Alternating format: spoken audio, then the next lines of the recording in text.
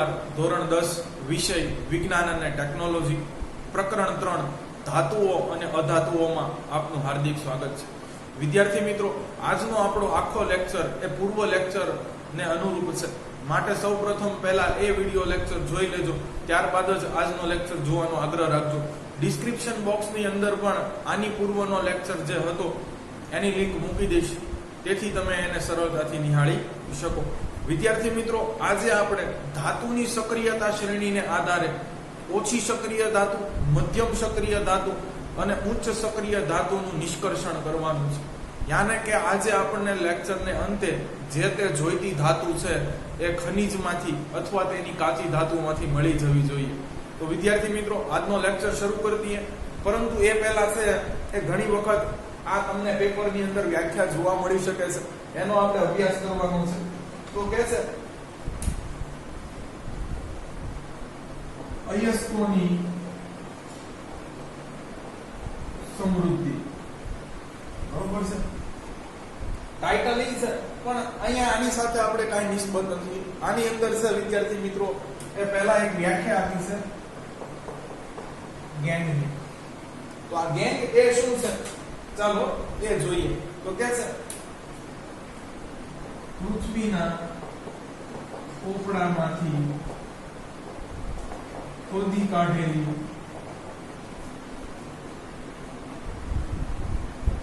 અયસ્કો મોટે ભાગે અશુદ્ધિઓ જેવી કે રેતી, માટીથી દૂષિત હોય છે, તેને ગેંગ કહે છે. સોરી, મોટા પ્રમાણમાં છે.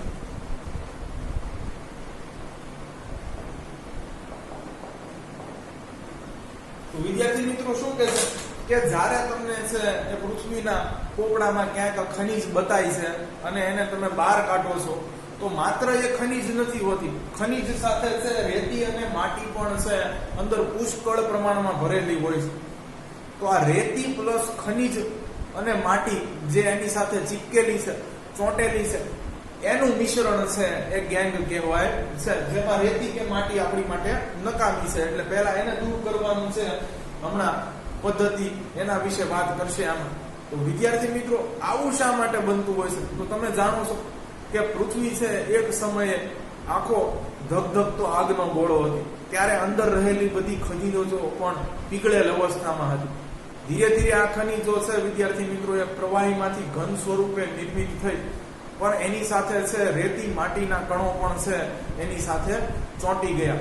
એટલે તમને જ્યારે છે પૃથ્વીમાંથી ખોદકામ કરીને ખનીજ કાઢશો ત્યારે એમાં મોટા પાયે છે અશુદ્ધિઓ રહેલી હશે, અને ખનીજ અને અશુદ્ધિ બંનેનું મિશ્રણ છે એ ગેંગ કહેવાય છે. હવે તો કે આપણે સૌપ્રથમ આ અશુદ્ધિ દૂર કરવી પડશે. તમને ખબર છે કે ખનીજોમાંથી અશુદ્ધિ દૂર કરી અને ખનીજોનું ઊંચું ટકાવારી પ્રમાણ મેળવવાની પ્રક્રિયાને કાચી ધાતુનું સંકેન્દ્રણ કહે છે. તો આ છે ખનીજમાંથી રેતી માટી દૂર કરવાની 3 પદ્ધતિ છે. પણ પહેલા આપણે લખી નાખ્યું કે છે કે કાચી ધાતુ માંથી ધાતુ મેળવતા પહેલા, બરોબર છે, કે છે કાચી ધાતુ માંથી ધાતુ મેળવવાની વાત પહેલા સાઈડમાં મૂકી દો, એની પહેલા આ કરવું પડશે. કે છે કે અયસ્કો માંથી અશુદ્ધિ દૂર કરવામાં આવે છે.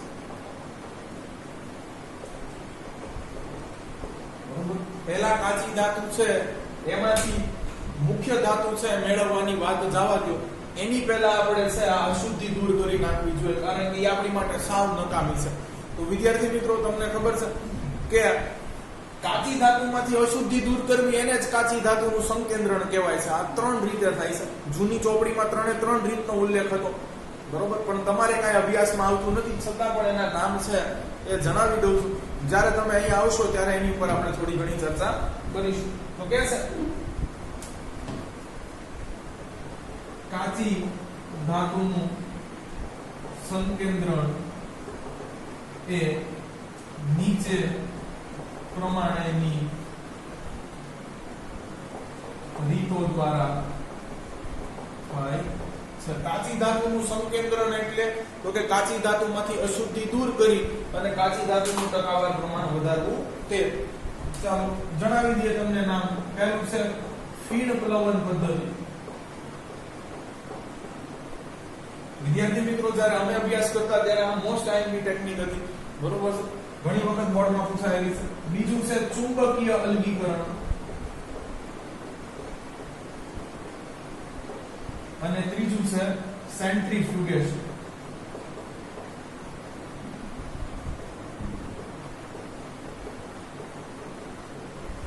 જ્યારે તમે અહીંયા આવશો ત્યારે આની ઉપર હું તમને વિસ્તૃત થોડી ઘણી વાત કરીશ. ચાલો વિદ્યાર્થી મિત્રો હવે આજના આપણા છે ટોપિક શરૂ કરી દેવાના છે. સૌપ્રથમ આપણે ઓછી સક્રિય ધાતુનું નિષ્કર્ષણ કરવાનું છે.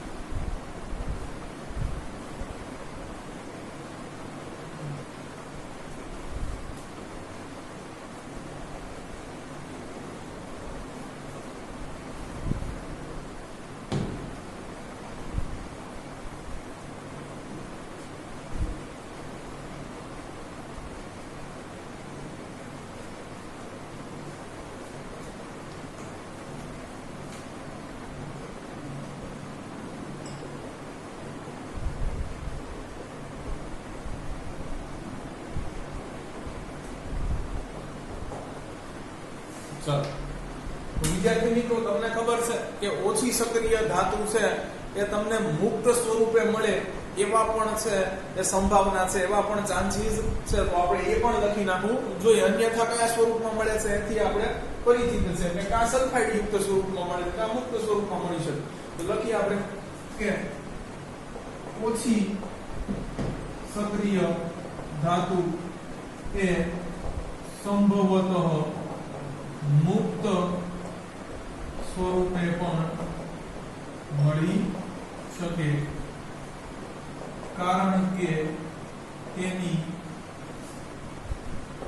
સક્રિયતા ઓછી હોવાથી તે અન્ય તત્વો સાથે પ્રક્રિયા કરતી નથી. વિદ્યાર્થી મિત્રો તમને ખબર છે કે ઓછી સક્રિય ધાતુ કાં છે એ મુક્ત સ્વરૂપે મળે અથવા સલ્ફાઇડ સ્વરૂપે મળે, પણ અહીંયા ઓક્સાઇડ સ્વરૂપે લખ્યું છે. વિદ્યાર્થી મિત્રો વચ્ચેનો એક સ્ટેપ છે આખું મિસિંગ છે, બરોબર. તમને ખબર છે સલ્ફાઇડ સ્વરૂપે મળે એને પછી ઓક્સાઇડમાં ફેરવવી પડે અને પછી રિડક્શન કરીને છે એ મુક્ત સ્વરૂપે અથવા ધાતુને શુદ્ધ સ્વરૂપે મેળવી શકાય. પણ અહીંયા જો શું લખ્યું છે કે ઓછી સક્રિય ધાતુના ઓક્સાઇડને ગરમ કરતા જ તેનું રિડક્શન થઈને ધાતુ મળે છે. પણ ખરેખર આવું થતું નથી વિદ્યાર્થી મિત્રો. તમે પણ જાણો છો કે ઓછી સક્રિય ધાતુ છે એ કા મુક્ત સ્વરૂપે મળશે ને કા છે એના સલ્ફાઇડ મળશે, બરોબર છે. ઈ સલ્ફાઇડ ને ઓક્સાઇડમાં ફેરવવા પડશે. પછી અહીંયા વિદ્યાર્થી મિત્રો તમારે છે ઈ ઓક્સાઇડ ને સીધા ગરમ કરી નાખો ને, કોઈ પણ છે એ રિડક્શન કરતાની હાજરીની જરૂર નથી. સીધા ગરમ કરી નાખો એટલે છે એ સીધી મુક્ત સ્વરૂપે ધાતુ મળી જાય છે. પણ અહીંયા છે પહેલા ચોખવટ નથી કરી કે પહેલા તો છે સલ્ફાઇડ સ્વરૂપે જ મળશે, તો વચ્ચેનું એક સ્ટેપ મિસિંગ છે, બરોબર. તમે એ લખી પણ શકો છો. હવે જો અહીંયા ઉદાહરણ આપ્યું છે કે છે ઉદાહરણ તરીકે વિદ્યાર્થી મિત્રો તમને ખબર છે કે પૃથ્વીના પોપડામાંથી ક્યારેય પણ આપણને છે મુખ્ય ધાતુ મળશે નહીં, એની કાચી ધાતુ મળશે. અહીંયા છે પારા એટલે કે મર્ક્યુરીની કાચી ધાતુનું નામ આપ્યું છે. બાકી કરી નાખજો, ક્યાંક પૂછાઈ શકે. કે છે કે મર્ક્યુરી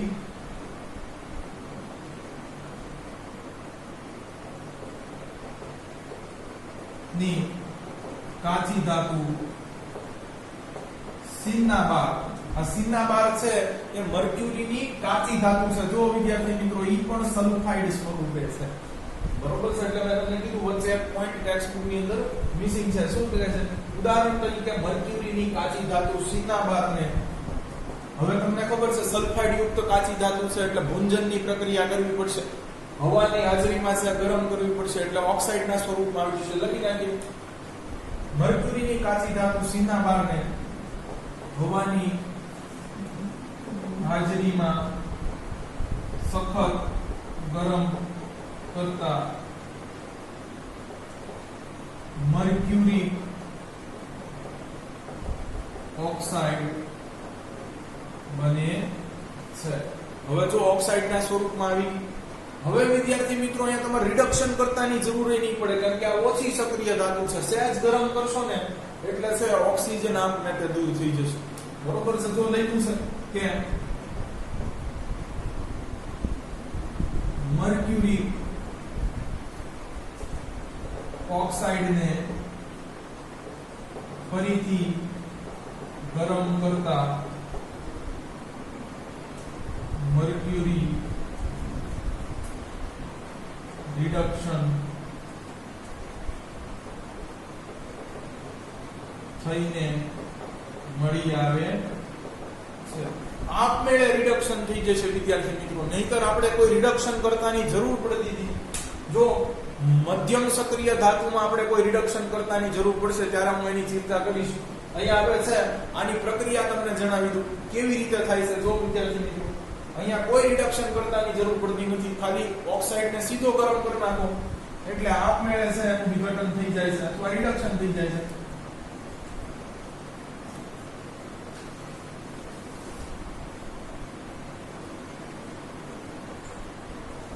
ચાલો પ્રક્રિયા લખીએ. પહેલા લઈએ સિનાબાર HgS, બરોબર છે. કયા સ્વરૂપે છે? સોલિડ ફોર્મમાં. ચાલો હવે સલ્ફાઇડ યુક્ત કાચી ધાતુ છે એટલે ભૂંજનની પ્રક્રિયા કરવી પડશે. ચાલો ઓક્સિજન સાથે ગરમ કરો. ∆2 દેખાડી દઈએ, ગરમી આપે છે. જો મર્ક્યુરિક ઓક્સાઇડ આ ગેસિયસ ફોર્મમાં રિલીઝ થઈ જશે. હવે વિદ્યાર્થી મિત્રો જો આ મર્ક્યુરિક જે ઓક્સાઇડ છે એને માત્ર સીધા ગરમ કરતા તમને છે એ મર્ક્યુરી અહીંયા મળી જશે. જો અહીંયા રિડક્શન કરતાની પણ જરૂર પડી નહીં અને સંયોજનમાંથી ઓક્સિજન મુક્ત થયો છે એટલે રિડક્શન થયું છે એ કહી શકાય. પણ રિડક્શન કરતા છે એની જરૂર પડી નહીં. આપમેળે વિદ્યાર્થી મિત્રો માત્ર ગરમી આપતા છે એ આનું ઓટોમેટિકલી રિડક્શન થઈ ગયું. તો આ ઓછી સક્રિય છે એટલે આવું બની શકે. આગળ પ્રક્રિયામાં જોઈશું કે આવું બનશે નહીં. ચાલો વિદ્યાર્થી મિત્રો હજી કોપર છે એ પણ ઓછી સક્રિય છે. એ કેવી રીતે મળે છે એનું નિષ્કર્ષણ કેવી રીતે થાય છે એ જોઈએ. તો આ પ્રક્રિયા બે લખી નાખજો. ચાલો એ જ રીતે કહે છે કે કુદરતમાં મળતી કોપરની કાચી ધાતુ. વિદ્યાર્થી મિત્રો અહીંયા કોપરની કાચી ધાતુનું પાઠ્યપુસ્તકમાં નામ નથી આપ્યું, સીધું છે એનું અણુસૂત્ર આપ્યું છે. હું તમને એનું નામ પણ જણાવી દઉં છું. કોપર પાયરાઇટ્સ.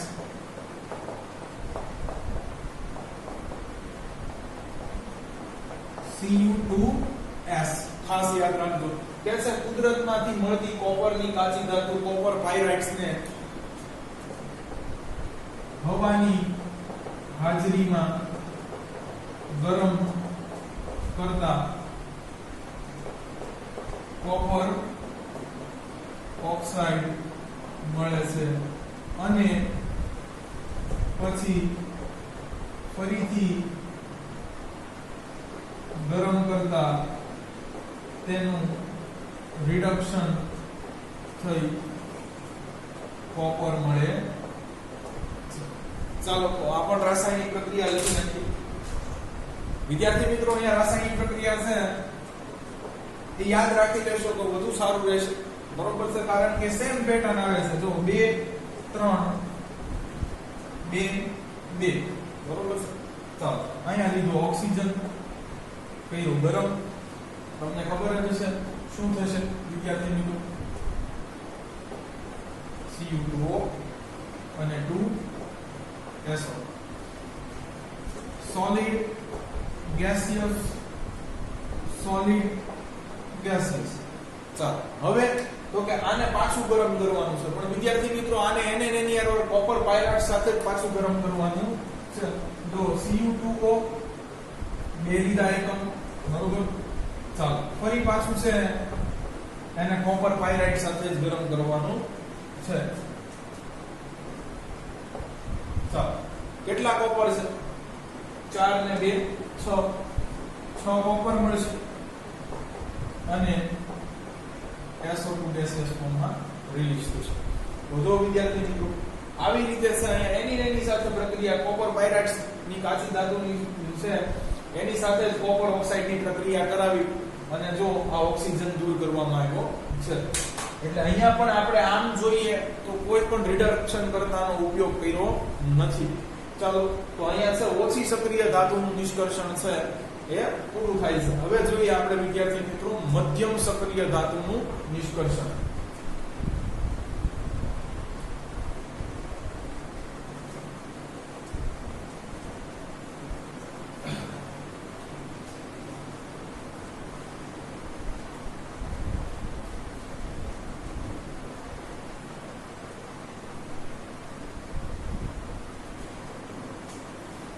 સવાલ નંબર 2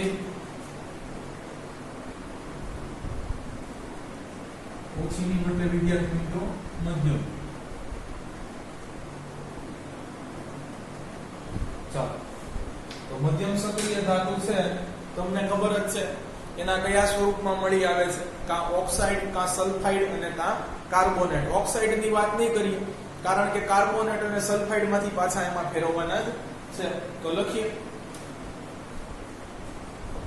મધ્યમ સક્રિય ધાતુઓ જેવી કે ઝિંક,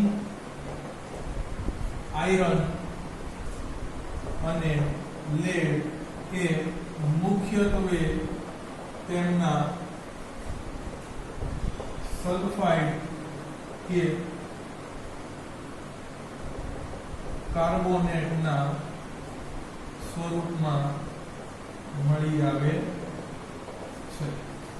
હવે વિદ્યાર્થી મિત્રો છે ગુજરાત સરકાર શું કહે છે કે જે સલ્ફાઇડ કે કાર્બોનેટ સ્વરૂપ છે કાચી ધાતુનું એમાંથી છે શુદ્ધ ધાતુ મેળવવી છે એ અઘરી છે. એટલા માટે સલ્ફાઇડ અને કાર્બોનેટ યુક્ત કાચી ધાતુ છે એને પહેલા છે એ ધાતુના ઓક્સાઇડમાં ફેરવવામાં આવે છે અને પછી એનું રિડક્શન કરવાનું એટલે ઓક્સિજન દૂર થઈ જશે અને તમને છે કે જે તે જોઈતી ધાતુ મળી જશે. તો આ લખાણ આપણે લખવાનું છે કે સીધું રિડક્શન છે એ શક્ય નથી. લખીએ કે છે કે ધાતુના સલ્ફાઇડ કે કાર્બોનેટ નું સીધું રિડક્શન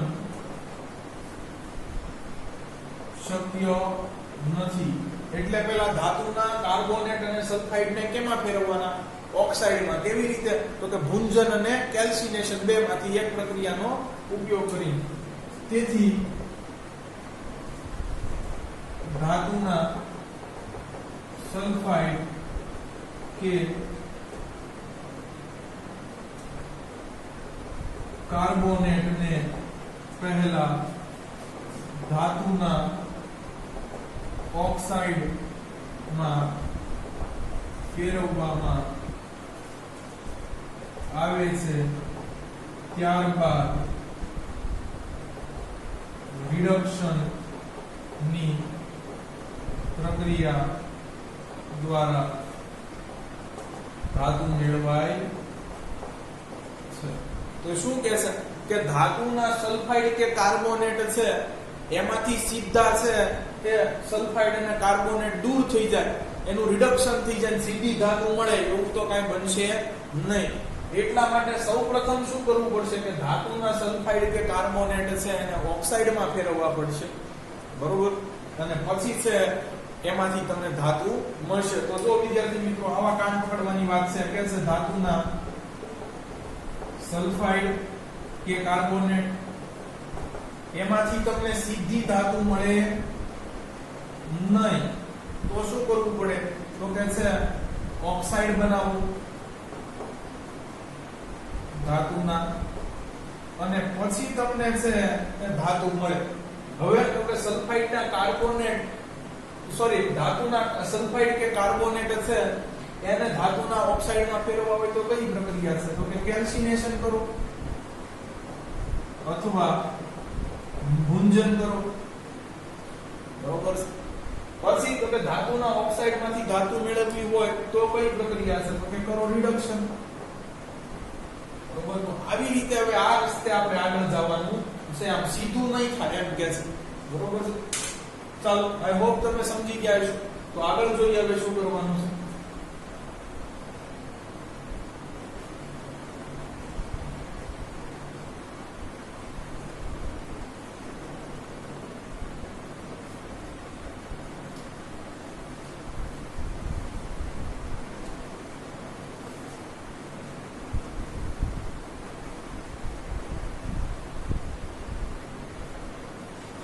તો કહે છે કે ધાતુના સલ્ફાઇડ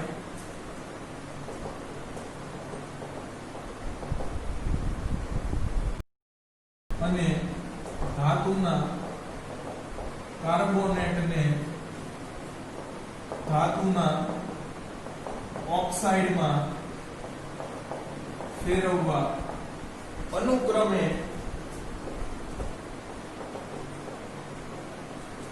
ભુંજન, રોસ્ટિંગ અને કેલ્સિનેશન ની પ્રક્રિયા કરવામાં આવે છે. કે છે કે ધાતુના સલ્ફાઇડ અને ધાતુના કાર્બોનેટ છે તો એને ઓક્સાઇડમાં ફેરવવા હોય તો અનુક્રમે ભુંજન અને કેલ્સિનેશનની પ્રક્રિયા કરવી પડશે. અહીંયા ભુંજન અને કેલ્સિનેશનની પ્રક્રિયા લખેલી છે તો હું પણ તમને ફરીથી જણાવી દઉં છું. કે છે ધાતુના સલ્ફાઇડને વધુ પ્રમાણમાં હવાની હાજરીમાં સખત ગરમ કરતા તે ધાતુના ઓક્સાઇડમાં ફેરવાય છે. આ પ્રક્રિયાને ભુંજન કહે છે. ચાલો, કેલ્સિનેશન ની પણ વ્યાખ્યા આપી છે તો એ પણ લખી નાખીએ. કે છે ધાતુના કાર્બોનેટને મધ્યમ પ્રમાણમાં હવાની હાજરીમાં સખત ગરમ કરતા તે ધાતુના ઓક્સાઇડમાં ફેરવાય છે. આ પ્રક્રિયાને કેલ્સિનેશન કહે છે. તો અહીંયા વિદ્યાર્થી મિત્રો તમને છે ઝિંકનું ભુંજન અને કેલ્સિનેશન આપ્યું છે. તો ચાલો વાંધો નહીં, આપણે એ પ્રક્રિયાઓ ફરીથી જોઈ લઈએ.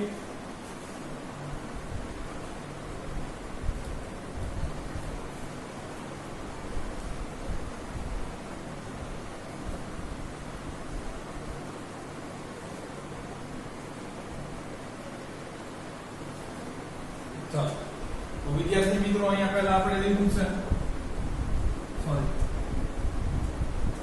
Zinc sulphide.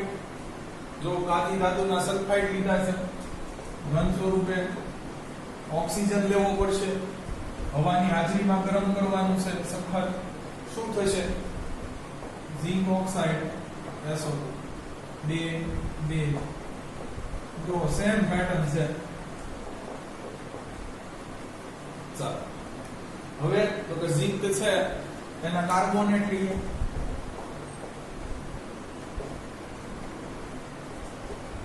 ગરમ કરીએ,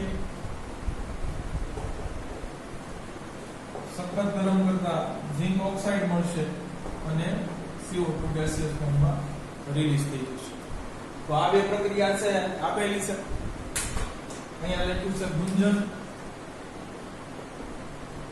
અને અહીંયા લખ્યું છે કેલ્સિનેશન. તો આપણે લખી નાખીએ. ચાલો, અહીં ઝિંકના ભુંજન અને કેલ્સિનેશન ની વાત કરેલી છે. અહીં ઝીંકની ગુંજન અને કેલ્સિનેશનની રાસાયણિક પ્રક્રિયા આપેલ છે. પણ હજી તો વિદ્યાર્થી મિત્રો આપણને ધાતુ છે એ ઓક્સાઇડ સ્વરૂપે મળી છે. હજી છે કે આપણે જે ધાતુ જોઈએ છે એ તો મળી નથી, અને આ મધ્યમ સક્રિય ધાતુ છે, બરોબર. એમ કે અહીંયાથી છે ઓક્સિજન દૂર પણ નહીં થાય, તો શું કરવું પડશે? ચાલો વિસ્થાપનની પ્રક્રિયા કરીએ. અહીંયા છે ઝિંક કરતા વધુ સક્રિય ધાતુ સાથે એની છે કે અધાતુ સાથે પ્રક્રિયા કરાવી, એટલે શું થશે તો કે છે આ ઓક્સિજન ને એ વધુ સક્રિય ધાતુ છે આની કરતા વધુ સહેલાઈથી ઇલેક્ટ્રોન આપી દેશે, અને આને એના ઇલેક્ટ્રોન પાછા દઈ દેવામાં આવશે, તો રિડક્શન થશે. ચાલો તો એ પ્રક્રિયા પણ ભણીએ. ક્યાં છે?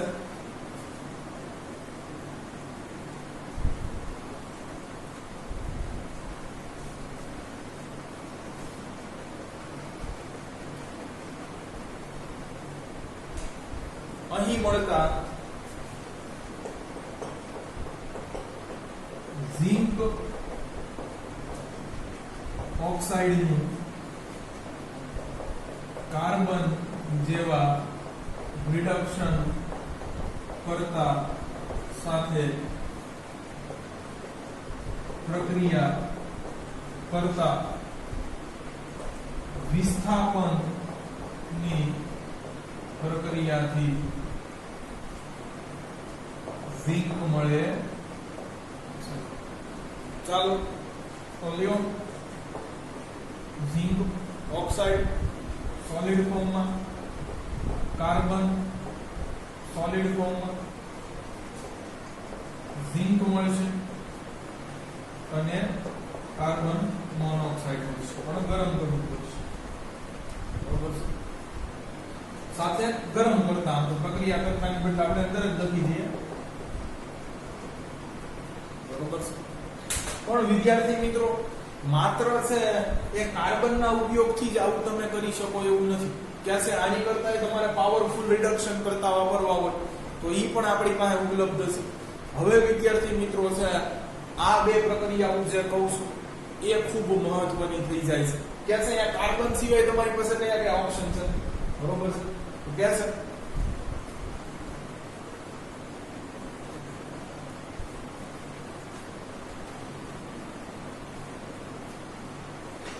કે કાર્બન ઉપરાંત ઉચ્ચ સક્રિય ધાતુ જેવી કે કેલ્શિયમ, એલ્યુમિનિયમ અને સોડિયમ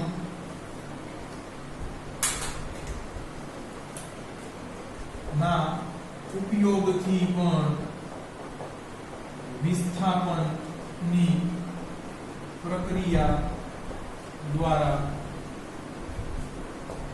સંયોજનમાંથી ઓક્સિજન મુક્ત કરી શકાય. બીજો ઓપ્શન એ આપ્યો કે મધ્યમ સક્રિય કરતા વધુ સક્રિય ધાતુ છે, તો કે આ ઘણી બધી છે ઉચ્ચ સક્રિય ધાતુ છે જે મધ્યમ સક્રિય ધાતુ કરતા પણ સહેલાઈથી ઇલેક્ટ્રોન ગુમાવે છે, એનો ઉપયોગ કરો રિડક્શન કરતા તરીકે, બરોબર છે. અને એ તમને છે સંયોજનમાંથી ઓક્સિજન દૂર કરી દેશે. અહીંયા ઉદાહરણ પણ આપ્યું છે વિદ્યાર્થી. ચાલો પણ અહીંયા ઉદાહરણ આપ્યું છે મેંગેનીઝનું ખાસ, બરોબર છે. જે સક્રિયતા શ્રેણીમાં આપણે એનો ઉલ્લેખ કર્યો નથી, એટલે ખાસ આ ઉદાહરણ છે તો જોઈ લે. કે છે ઉદાહરણ તરીકે મેંગેનીઝ ડાયોક્સાઇડ ને વધુ સક્રિય ધાતુ એલ્યુમિનિયમ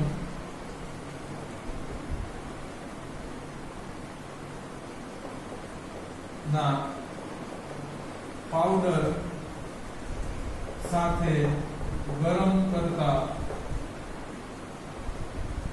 અહીં રિડક્શન ની પ્રક્રિયા થઈ ને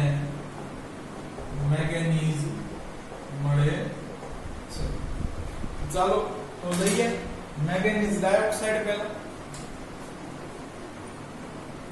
MnO2 ખાસ વિદ્યાર્થી મિત્રો Mg નથી, મેગ્નેશિયમ નથી, જો ખાસ મેગ્નેશિયમ તો એલ્યુમિનિયમ કરતા વધુ સક્રિય ધાતુ છે, Mn છે. મેંગેનીઝ ડાયોક્સાઇડ લીધું. ચાલો લેવાનો છે એલ્યુમિનિયમ નો પાવડર, કરો ગરમ. ચાલો હવે તો કે અહીંયા તમને છે મેંગેનીઝ મળશે, Al2O3 મળશે અને ઉષ્મા મુક્ત થશે. આ વિદ્યાર્થી મિત્રો કોન્સેપ્ટ સમજવાનો છે, અહીંયાથી છે એ પ્રશ્નો પૂછાવાના છે. ચાલો બેલેન્સ કરી લઈએ વિદ્યાર્થી મિત્રો. હવે તમે જોશો કે અહીંયા બગડો છે અને અહીંયા તગડો છે, એટલે તગડાવાળાને 2 વડે ગુણો, બગડાવાળાને 3 વડે ગુણો. થઈ ગયા બેલેન્સ. ચાલો ઓક્સિજન થઈ ગયા બેલેન્સ. 2Al2 એટલે 2 × 4 એલ્યુમિનિયમ લેવાનું છે, કાંઈ નહીં લઈ લઈએ. અને 3Mn છે, 3 મેંગેનીઝ એકમ લેવાનું છે, વાંધો. પરંતુ વિદ્યાર્થી મિત્રો નવાઈની વાત એ છે કે અહીંયા એટલી બધી ઉષ્મા મુક્ત થાય છે કે જે તમને મેંગેનીઝ મળે છે ને એ પ્રવાહી સ્વરૂપમાં મળે છે. એટલી બધી છે એ ઉષ્મા મુક્ત થાય છે. જ્યારે એલ્યુમિનિયમ વધુ સક્રિય હોવાથી ઘન સ્વરૂપે જ મળશે. બરોબર છે. તો જો આ કોન્સેપ્ટનો આપણે અલગ છે આગળ ઉપયોગ કરવાનો છે અને થર્મિટ પ્રક્રિયા ભણવાની છે, ખાસ વિસ્તૃત થર્મિક પ્રક્રિયા. વિદ્યાર્થી મિત્રો ઘણા બધા પેપર્સની અંદર તમે 2 માર્ક્સની અંદર જોશો અને થર્મિક પ્રક્રિયાના ઉપયોગો પણ પૂછાય છે.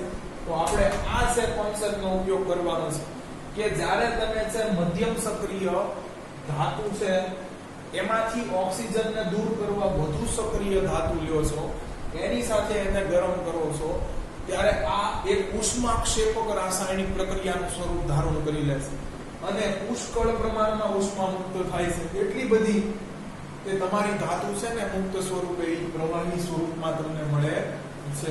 અહીં આગળ ઉલ્લેખ કર્યો છે તો આપણે લખીશું કે છે કે ઉચ્ચ સક્રિય ધાતુઓનો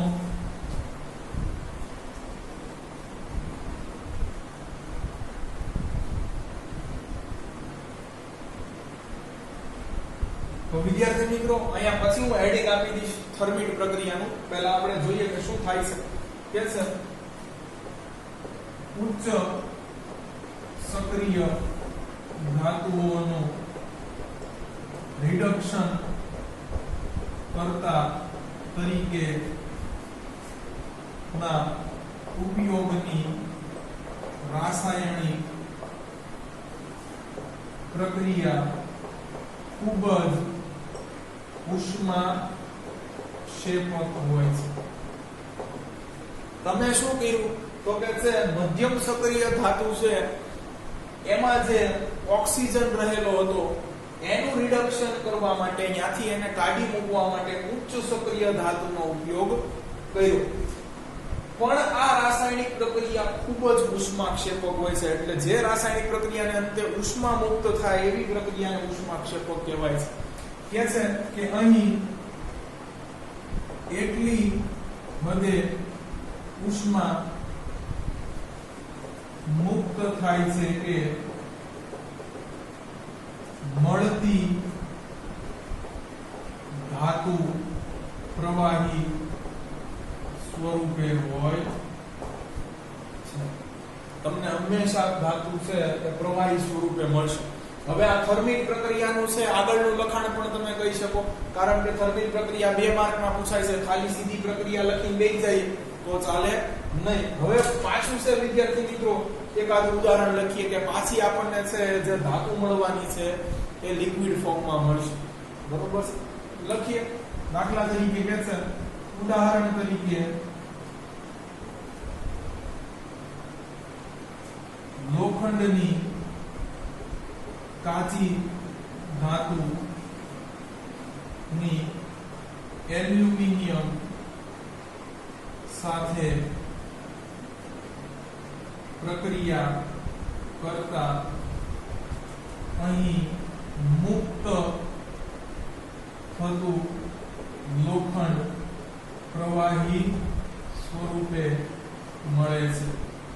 આ પ્રક્રિયાને થર્મિટ પ્રક્રિયા કહે છે, કારણ કે ઉષ્માક્ષેપક પ્રક્રિયા છે.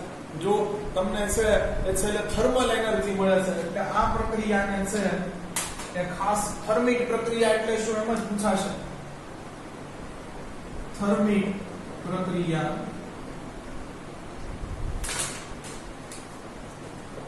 કહે છે. હવે થર્મિક પ્રક્રિયાથી ફાયદા પણ ઘણા થાય છે વિદ્યાર્થી મિત્રો. તો આપણે થર્મિક પ્રક્રિયા પહેલા છે એ લખી નાખીએ. લોખંડની કાચી ધાતુ લેવાની છે. મોટા ભાગે લોખંડની કાચી ધાતુ તરીકે છે હેમેટાઇટ નો ઉપયોગ થાય છે. Fe2O3 લઈએ. ચાલો એની પ્રક્રિયા કોની કરવા સાથે કરવાની છે? એલ્યુમિનિયમ સાથે કરવાની છે. કરીએ તો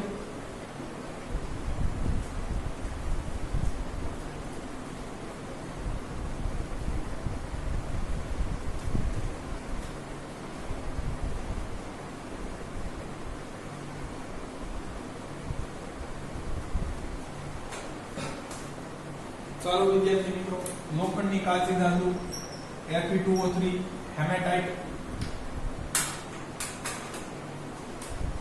સોલિડ ફોર્મમાં, બરોબર છે.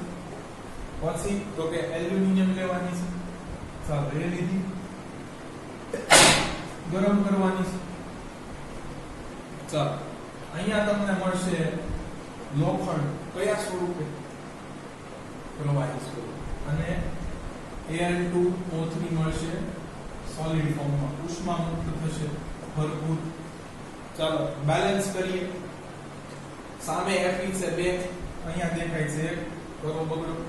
ચાલો Al2O3 કરો બગડો. ચાલો 3 અહીંયા છે, 3 અહીંયા છે, ઓલરેડી બેલેન્સ છે, કાંઈ જરૂર નથી બેલેન્સ કરવા. તો આવી પ્રક્રિયા છે કંઈક થર્મિક. હવે તમને એમ થાય અહીંયા ફાયદો શું થશે? જો વિદ્યાર્થી મિત્રો, અહીંયા તમને મફતમાં છે પ્રવાહી લોખંડ મળે છે. આના ઘણા ફાયદા છે. તો કે છે કે આ પ્રવાહી લોખંડનો ઉપયોગ ક્યાં થાય? એટલે થર્મિક પ્રક્રિયા છે એનો ઉપયોગ ક્યાં કરવામાં આવે છે? કે છે થર્મિક પ્રક્રિયાનો ઉપયોગ તો કે છે કે અહીં મળતા પ્રક્રિયાને અંતે, આપણે એમ જ લખીએ એટલે ખબર પડે, પ્રક્રિયાને અંતે મળતા પ્રવાહી લોખંડનો ઉપયોગ રેલવેના પાટાને જોડવા માટે થાય છે. કારણ કે તમને અહીંયા છે વિદ્યાર્થી મિત્રો લોખંડ પ્રવાહી સ્વરૂપે મળવાનું છે. બે પાટાની વચ્ચે છે આ પ્રવાહી લોખંડ છે એનો રસ છે ઉમેરવામાં આવે છે. તમને ખબર છે ધીરે ધીરે ઠંડુ પડી જશે અને પાટા જોઈન્ટ થઈ જશે. તો આ જો થર્મિક પ્રક્રિયાનો આ એક ફાયદો છે. તો શું કહે છે? પ્રક્રિયાને અંતે મળતા પ્રવાહી લોખંડનો ઉપયોગ રેલવેના પાટાઓને જોડવા. તમને ખબર છે યંત્રો મશીનો પણ મોટા ભાગે છે એ લોખંડના જ બનેલા હોય છે. જો આમાં પણ ક્યાંક તિરાડ પડી જાય તો એને સાંધવા માટે પણ થર્મિક પ્રક્રિયા છે એનો ઉપયોગ થાય છે. કે છે કે યંત્રોમાં પડેલી તિરાડને સાંધવા પણ આ જ પ્રવાહી લોખંડ વપરાય છે. તો આ થર્મિક પ્રક્રિયાના બે ફાયદા છે વિદ્યાર્થી. ચાલો તો હવે છે મધ્યમ સક્રિય ધાતુનું નિષ્કર્ષણ પણ અહીંયા પૂરું થાય છે. હવે આપણે લેવાનું છે ઉચ્ચ સક્રિય ધાતુનું નિષ્કર્ષણ. આપણો આજનો અંતિમ સવાલ.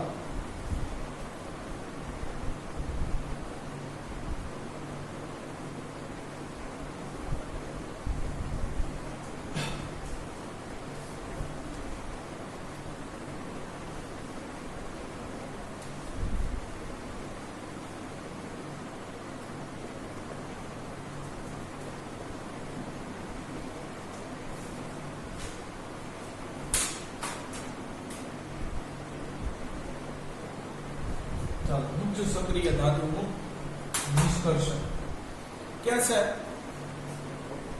ઉચ્ચ સક્રિય ધાતુ જેવી કે સોડિયમ, એલ્યુમિનિયમ,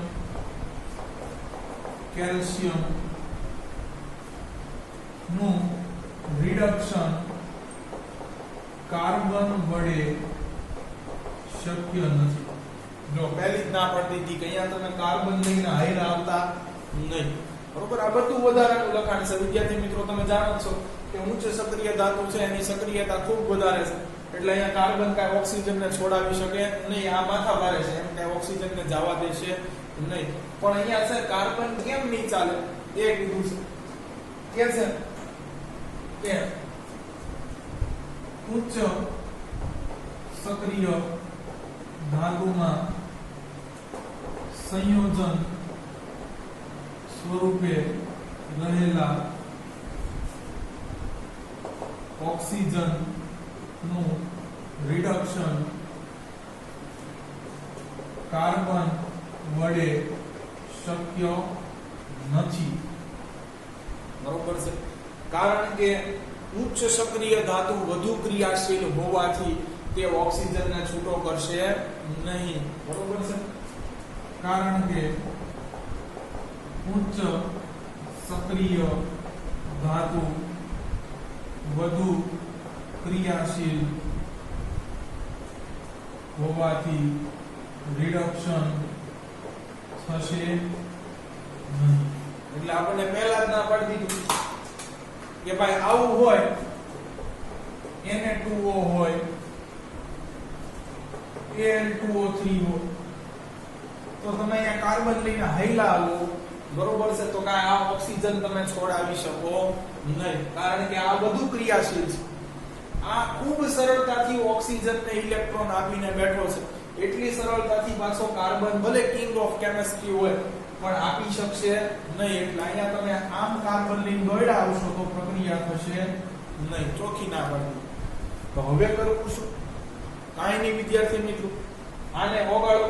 પછી તમને ખબર છે કે આની અંદર છે એ ઋણ આયન પણ છે ઓક્સિજન જેવું, અને એલ્યુમિનિયમ અને સોડિયમ જેવા ધન આયન પણ છે. વિદ્યુત પસાર કરો. વિદ્યુત વિભાજન એક જ માત્ર રસ્તો છે કે જેના દ્વારા તમે છે આ ઉચ્ચ સક્રિય ધાતુઓ છે એનું નિષ્કર્ષણ કરી શકો. તો ચાલો ઈ કરીએ. કે છે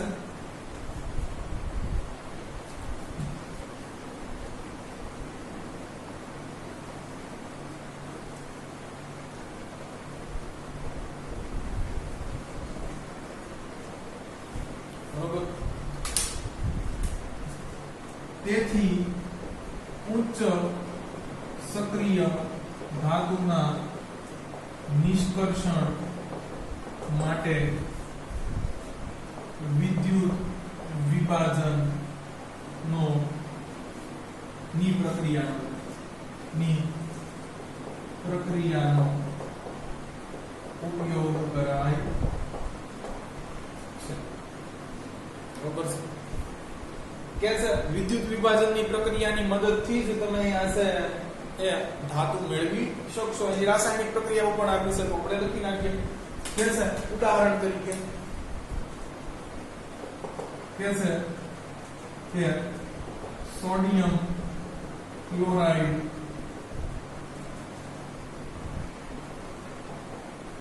કે કેલ્શિયમ ક્લોરાઇડ ને પ્રવાહી સ્વરૂપમાં રૂપાંતર કરીને તેમાંથી વિદ્યુત પસાર કરતા ઋણ ધ્રુવ એને કહેવાય કેથોડ ઉપર ધાતુ મેળવી શકાય છે. બરોબર. વિદ્યાર્થી મિત્રો શું કહે છે? ચાલો, બેટરીનો છે એ ધન છેડો છે એટલે આ થઈ જશે ધન ધ્રુવ. બરોબર છે. બેટરીનો લીધો છે આ ઋણ છેડો, અહીંયા સાથે કળાઈ જોડી દી. ચાલો, એટલે આ થઈ ગયો છે ઋણ ધ્રુવ. આને અંગ્રેજીમાં કહેવાય એનોડ અને આને કહેવાય કેથોડ. ચાલો, પરિબળ ક્યાં પૂરો છે? લીધો W. ચાલો હવે ઉચ્ચ સક્રિય ધાતુ છે, બરોબર છે, એને તમારે પ્રવાહી સ્વરૂપે લેવાની છે.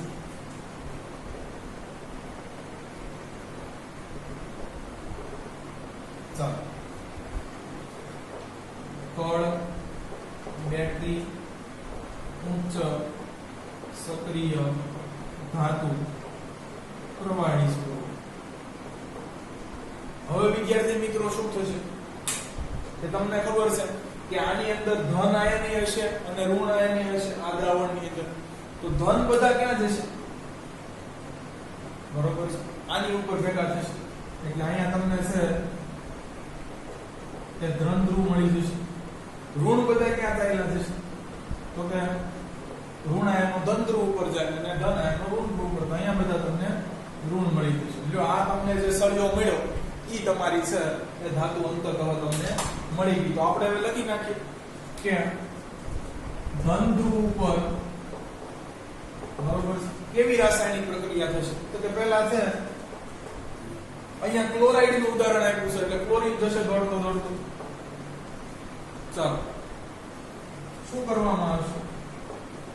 તો કે છે એનો ઇલેક્ટ્રોન લઈ લેવામાં આવશે.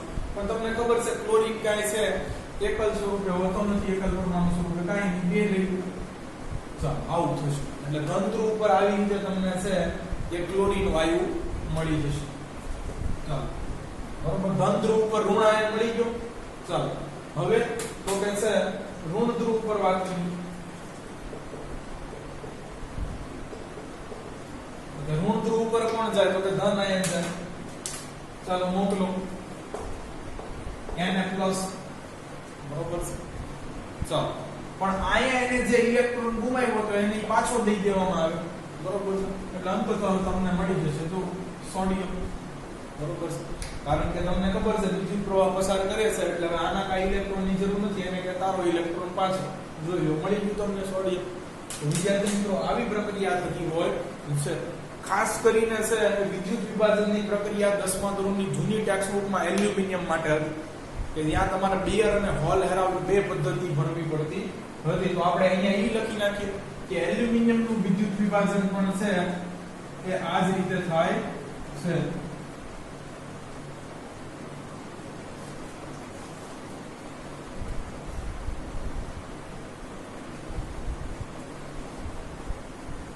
અહીંયા એક છેલ્લો મુદ્દો લખેલો છે તો આપણે પણ લખી નાખીએ કે છે કે આવી જ રીતે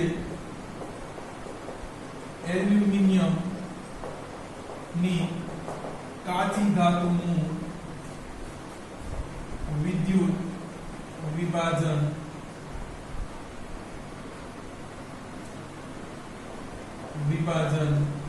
કરીને શુદ્ધ એલ્યુમિનિયમ મેળવાય છે. ચાલો વિદ્યાર્થી મિત્રો, તો અહીંયા ઉચ્ચ સક્રિય ધાતુનું નિષ્કર્ષણ પણ પૂરું થાય છે. હવે ધાતુમાં જો કાંઈ બચી કુચી છે એ અશુદ્ધિ રહેતી હોય તો એને દૂર કરવા માટે ધાતુનું શુદ્ધિકરણ આપણે છે એ નેક્સ્ટ લેક્ચરમાં જોવાનું છે. સાથે મિશ્ર ધાતુ અને ક્ષારણ બે છે એ પાછળના મહત્વના ટોપિક બાકી રહેશે, એ પણ મોસ્ટ આઈએમપી છે, એની પણ ચર્ચા કરવાની છે. તો જો તમને અમારા વિડિયો લેક્ચર્સ પસંદ આવતા હોય તો આને લાઈક કરો, તમારા અન્ય વિદ્યાર્થી મિત્રો જોડે આની લિંકને શેર કરો. Thanks for watching my video.